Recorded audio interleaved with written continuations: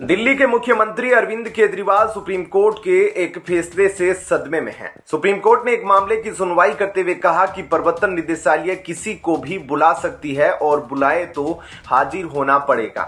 प्रवर्तन निदेशालय यानी ईडी को लेकर इन दिनों देश भर में सवाल उठ रहे हैं। खासकर केजरीवाल कुछ ज्यादा ही सवाल उठा रहे हैं।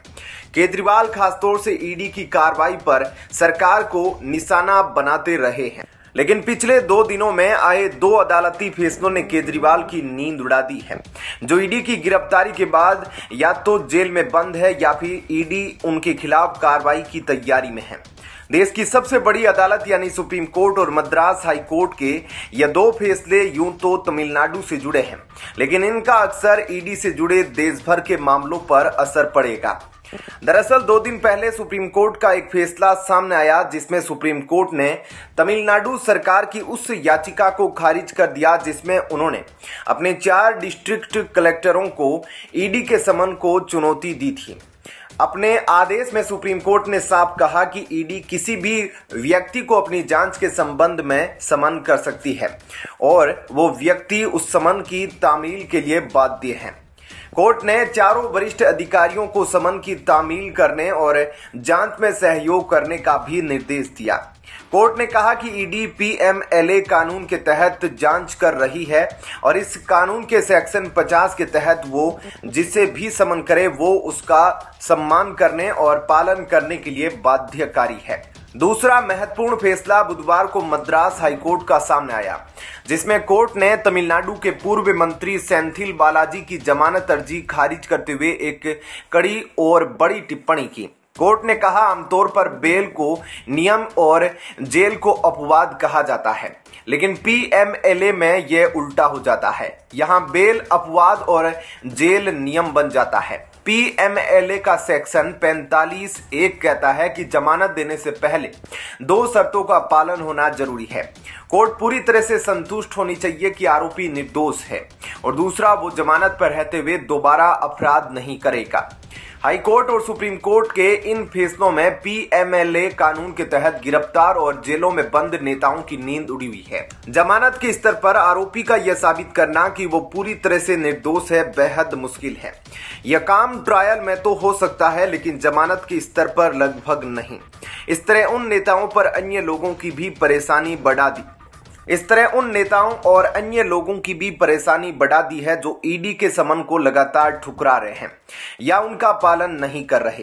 कोर्ट ने साफ कर दिया कि ईडी अपने मामले की जांच के लिए किसी को भी समन करने के लिए स्वतंत्र है और समन पाने वाला उसकी तामील करने के लिए बाध्यकारी है। इस बीच शराब घोटाले में ईडी ने केजरीवाल को 27 फरवरी 2024 को 8वां समन भेजा और पूछताछ के लिए 4 मार्च को बुलाया है। इससे पहले ईडी ने अभी तक 7 बार समन भेजा था, लेकिन वे पेश नहीं हुए। केजरीवाल की पार्टी की तरफ से कहा गया है कि रोज समन भेजने की बजाय कोर्ट के फैसले का इंतजार ईडी को करना चाहिए। ईडी ने कोर्ट में बताया है कि वे 5 बिंदुओं का आधार बनाकर केजरीवाल से पूछताछ करना चाहती है। ईडी के अनुसार जांच में 5 पॉइंट सामने आए हैं, जिसमें पहला ही यह है कि प्रोसीड ऑफ क्राइम के दौरान 338 करोड़ रुपए आम आदमी पार्टी तक पहुंचे हैं। ऐसे में क्या कहना है आपका, इस पर कमेंट सेक्शन में अपनी राय जरूर दीजिएगा। जय हिंद, जय भारत। अभिनेता से नेता बने टीएमसी सांसद शत्रुघ्न सिन्हा बंगाल के आसनसोल से सांसद हैं और उनसे मुकाबला करने के लिए बीजेपी अपने उम्मीदवारों की सूची में भोजपुरी स्टार पवन सिंह और अन्य मशहूर हस्तियों पर ध्यान केंद्रित कर रही है। पवन सिंह की बहुत बड़ी फैन फॉलोइंग है और फिल्मों में उनकी एक्टिंग और सिंगिंग के साथ साथ उनकी संपत्ति भी करोड़ों में है। भाजपा ने लोकसभा चुनाव 2024 के लगभग 100 उम्मीदवारों के नाम तय किए हैं। इसकी पहली सूची कभी भी जारी की जा सकती है। इस सूची को अंतिम रूप देने के लिए भारतीय जनता पार्टी की केंद्रीय चुनाव समिति की बैठक गुरुवार को रात करीब 11 बजे से शुरू होकर शुक्रवार तड़के लगभग 3:30 पर समाप्त हुई। इस बैठक को लेकर पीएम मोदी, भाजपा अध्यक्ष जेपी नड्डा, केंद्रीय गृह मंत्री अमित शाह, रक्षा मंत्री राजनाथ सिंह, उत्तर प्रदेश के मुख्यमंत्री योगी आदित्यनाथ सहित तमाम बड़े नेता शामिल हुए। देश में होने वाले लोकसभा चुनाव 2024 की तैयारियां जोरों पर है। इसके लिए सभी राजनीतिक दलों ने अपने उम्मीदवारों की घोषणा करने की शुरुआत कर दी है।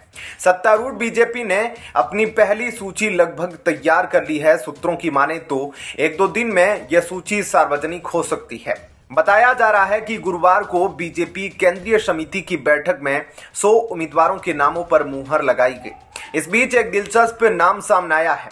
भोजपुरी फिल्म इंडस्ट्री के एक्टर पवन सिंह का उन्हें बॉलीवुड एक्टर और टीएमसी सांसद शत्रुघ्न सिन्हा के खिलाफ मैदान में उतारने की चर्चाएं तेज है। अभिनेता से नेता बने टीएमसी सांसद शत्रुघ्न सिन्हा बंगाल के आसनसोल से सांसद है और उनसे मुकाबला करने के लिए बीजेपी अपने उम्मीदवारों की सूची में भोजपुरी स्टार पवन सिंह और अन्य मशहूर हस्तियों पर ध्यान केंद्रित कर रही है। आसनसोल लोकसभा सीट पर भाजपा ने 2014 और 2019 में जीत हासिल की थी। भाजपा ने इस सीट पर गायक बाबुल सुप्रियो पर दांव लगाया था। बाबुल सुप्रियो को जीत मिली थी। हालांकि बाबुल सुप्रियो अब टीएमसी में शामिल हो गए हैं। इसके बाद जो उपचुनाव हुए थे उस चुनाव में शत्रुघ्न सिन्हा ने टीएमसी का टिकट पर जीत हासिल की थी। अब भाजपा पवन सिंह को आसनसोल से उतारने की कोशिश कर रही है। पवन सिंह भोजपुरी के दिग्गज गायक और अभिनेता है। उनकी फैन फॉलोइंग भी जबरदस्त है। लेकिन पवन सिंह से जुड़ा एक किस्सा भी है। कहा जाता है कि उनका जन्म पश्चिमी बंगाल में ही हुआ है। उनके पिता वही काम करते थे। यही कारण है कि भाजपा की ओर से पवन सिंह को आसनसोल भेजा जा सकता है। आसनसोल में भोजपुरी भाषा लोगों की तादाद भी बहुत ज्यादा है। पवन सिंह फिल्मों में एक्टिंग के जरिए खूब कमाई करते हैं और एक फिल्म के लिए मोटी रकम वसूलते हैं। पवन सिंह एक फिल्म के लिए करीब 40 से 50 लाख रुपए चार्ज करते हैं। सिर्फ एक्टिंग से ही नहीं बल्कि वे सिंगिंग से भी खूब कमाई करते हैं। ऐसे में क्या कहना है आपका इस खबर पर कमेंट सेक्शन में अपनी राय जरूर दीजिएगा। जय हिंद, जय भारत। पश्चिमी बंगाल की सत्ताधारी पार्टी तृणमूल कांग्रेस से 6 साल से निलंबित जिला परिषद प्रधान शाहजहां शेख ने प्रवर्तन निदेशालय के अधिकारियों के खिलाफ भीड़ को भड़काने की बात कबूल की है। उसने कहा कि उसे लगा कि ईडी उसे गिरफ्तार कर सकती है, इसलिए उसने लोगों को बुलाया और ईडी अधिकारियों और सीआरपीएफ जवानों पर हमला करने का आदेश दिया। बंगाल में ईडी की टीम पर हमले के आरोपी मास्टरमाइंड शेख शाहजहां को गुरुवार को गिरफ्तार कर लिया गया था। ऐसे समय में तृणमूल कांग्रेस के नेताओं का एक खेमा और राज्य की प्रशासनिक मशीनरी गिरफ्तारी का श्रेय राज्य पुलिस को देने के लिए हर संभव कोशिश कर रही है। वहीं पश्चिमी बंगाल की मुख्यमंत्री ममता बनर्जी ने गुरुवार को इस मुद्दे पर चुप्पी बनाए रखी। मीडिया से सवालों पर बिना कुछ बोले भाग गई। शेख शाहजहां को 55 दिन तक भागने के बाद बुधवार देर रात उत्तरी 24 परगना जिले के मीनाखा से गिरफ्तार किया गया। उसको गुरुवार को एक जिला अदालत ने 10 दिन की पुलिस हिरासत में भेज दिया। इसके तुरंत बाद टीएमसी ने अपने कद्दावर नेता शाहजहां को 6 साल के लिए पार्टी से निलंबित कर दिया। बता दें कि संदेश खाली की महिलाओं से यौन उत्पीड़न करने के आरोपित शाहजहां शेख के मामले को लेकर पश्चिम बंगाल की ममता बनर्जी सरकार की फजीहत हो रही है। गुरुवार को बांकुड़ा में प्रशासनिक समीक्षा बैठक को संबोधित करते हुए मुख्यमंत्री ममता बनर्जी शाहजहां की गिरफ्तारी के मामले में चुप रही। राजनीतिक पर्यवेक्षकों का मानना है कि बनर्जी का शाहजहां की गिरफ्तारी पर टिप्पणी नहीं करना महत्वपूर्ण है, क्योंकि पिछले 15 दिनों में वे 2 बार शाहजहां के संबंध में अपना रुख बदल चुकी है। 15 फरवरी को विधानसभा के बजट सत्र को संबोधित करते हुए मुख्यमंत्री ने ईडी को वहां चल रहे तनाव के लिए जिम्मेदार ठहराया था, जिसके अधिकारियों के साथ सीएपीएफ कर्मियों को संदेश खाली में कथित तौर पर पीटा गया था। उन्होंने यह भी आरोप लगाया था कि ईडी की टीम शाहजहां को निशाना बनाकर और इलाके में अशांति फैलाने के इरादे से संदेश खाली गई थी। हालांकि बुधवार को एक प्रशासनिक समीक्षा बैठक को संबोधित करते समय बनर्जी के सुर बदल गए थे, जब उन्होंने कहा था कि वह कभी भी अन्याय का पोषण या समर्थन नहीं कर सकती।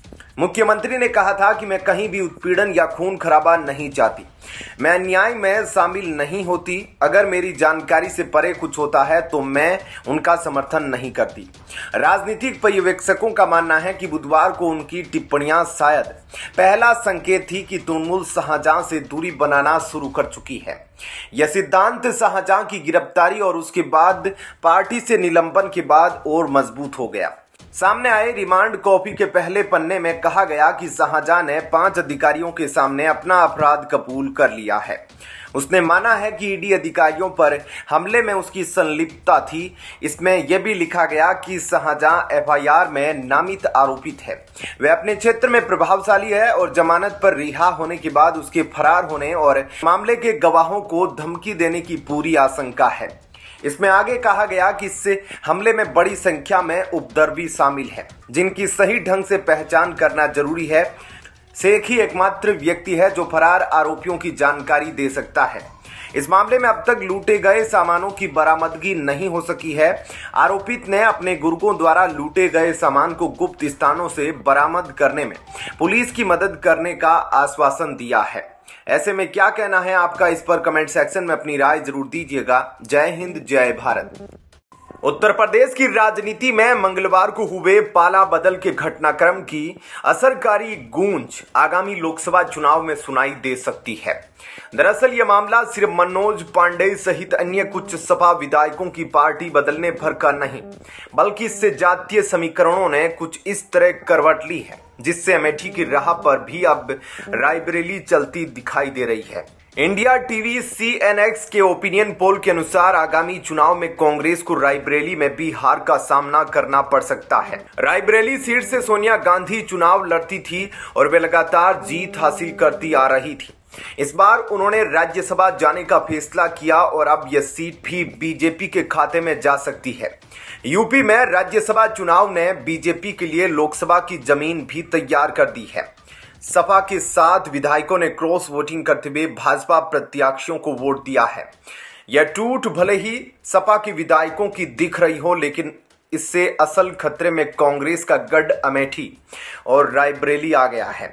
इन 8 विधायकों में से 3 अमेठी और रायबरेली से ही है। दोनों जिलों से अब भाजपा की स्थिति पहले से ज्यादा मजबूत हो गई है। रायबरेली की ऊंचाहार सीट से सपा विधायक मनोज पांडे के पास मुख्य सचेतक तक का पद था। इसके बाद भी वे भाजपा के पाले में चले गए हैं। मनोज के अलावा अमेठी रायबरेली में दबदबा रखने वाले 3 विधायकों ने पाला बदल लिया है। इस पाला बदल का असर लोकसभा चुनाव में लड़ना लाजमी माना जा रहा है। बीजेपी पिछले चुनाव में जिन 16 सीटों पर हारी थी, उनमें रायबरेली भी शामिल है। कांग्रेस ने पिछले चुनाव में यूपी में मात्र यही सीट जीती थी। मनोज पांडे के पाला बदलने के साथ ही उन्हें रायबरेली का भावी लोकसभा प्रत्याशी भी बनाया जाने लगा है। यहां तक कि रायबरेली में सोनिया गांधी को टक्कर देने वाले प्रदेश के मंत्री दिनेश प्रताप सिंह ने भी एक्स पर पोस्ट कर लिख दिया कि जिसे भी प्रत्याशी बनाया जाएगा उसका पूरा समर्थन होगा। पिछले चुनाव में भाजपा की टिकट पर उतरे दिनेश प्रताप सिंह ने सोनिया की जीत का अंतर 1.6 लाख वोटों तक समेट दिया था। उन्होंने अपने पोस्ट में लिखा कि कोई फर्क नहीं पड़ता कि चुनाव कौन लड़ता है, भले ही वे मनोज पांडे ही क्यों न हो। मैं यह सुनिश्चित करने में कोई कसर नहीं छोड़ूंगा कि भाजपा इस सीट पर जीत हासिल करे। मनोज पांडे के अलावा अमेठी के गोरीगंज से सपा विधायक राकेश प्रताप सिंह ने भी भाजपा के पक्ष में क्रॉस वोटिंग की है।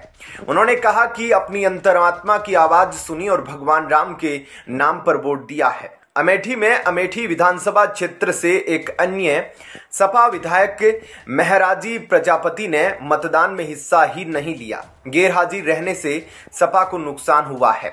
अगले लोकसभा चुनाव के लिए सपा और कांग्रेस ने गठबंधन किया है। सपा ने कांग्रेस को जिन 17 सीटों को दिया है, उनमें रायबरेली और अमेठी भी शामिल है। भाजपा नेताओं ने कहा कि राज्यसभा चुनाव में सपा के बागियों के जरिए पार्टी अब कांग्रेस के गढ़ों को ढहाने में जुटी है। रायबरेली सीट पर 66 साल कांग्रेस पार्टी का कब्जा रहा है। इनमें से 56 साल गांधी परिवार का कोई सदस्य यहां से चुनाव जीता। 1952-60 के बीच 2 बार फिरोज गांधी यहां से सांसद रहे। इसके बाद 1967-80 के बीच इंदिरा गांधी 4 बार चुनाव जीती। 2004 से सोनिया गांधी इस सीट पर चुनाव जीतती आ रही है। आजादी के बाद से कांग्रेस यहां पर सिर्फ 3 बार चुनाव हारी है। अब सोनिया के जाने के बाद कांग्रेस की चौथी हार के आसार प्रबल दिख रहे हैं। ऐसे में क्या कहना है आपका, इस पर कमेंट सेक्शन में अपनी राय जरूर दीजिएगा। जय हिंद, जय भारत। हिमाचल प्रदेश में राजनीतिक उथल पुथल लगातार जारी है। विभिन्न नेताओं के परस्पर विरोधी बयान इस उथल पुथल को और बढ़ा रहे हैं, जहां कांग्रेस के केंद्रीय पर्यवेक्षकों डीके शिव कुमार और भूपेंद्र सिंह हुड्डा ने राज्य में राजनीतिक संकट के समाधान का संकेत दिया है। वहीं विक्रमादित्य सिंह की 6 बागी विधायकों से मुलाकात सरकार की स्थिरता पर सवाल उठाती है। अनिश्चितता के बीच विक्रमादित्य सिंह भी अपनी मां के साथ दिल्ली के लिए रवाना हो गए हैं। हिमाचल कांग्रेस में हुई इस बगावत में अब चौंकाने वाली जानकारी सामने आई है। जानकारी के मुताबिक भाजपा ने इस ऑपरेशन में पंजाब के पूर्व मुख्यमंत्री कैप्टन अमरिंदर सिंह को लगाया था।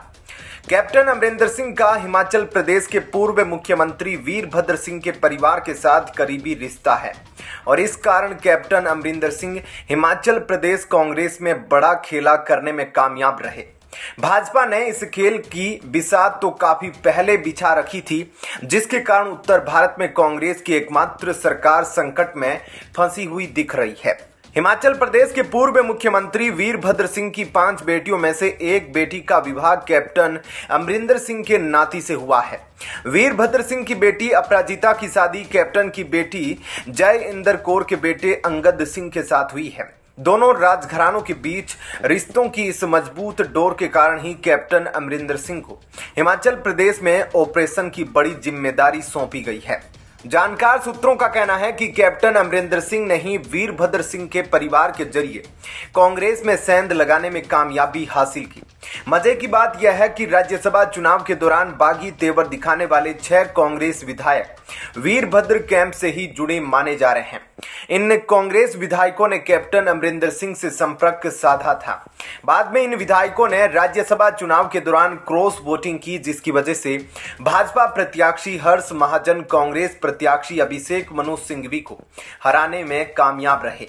राज्यसभा चुनाव के नतीजों की घोषणा के बाद पूर्व मुख्यमंत्री वीरभद्र सिंह के बेटे विक्रमादित्य सिंह ने मंत्री पद से इस्तीफा देते हुए मुख्यमंत्री सुखविंदर सिंह सुक्खू के खिलाफ मोर्चा खोल दिया।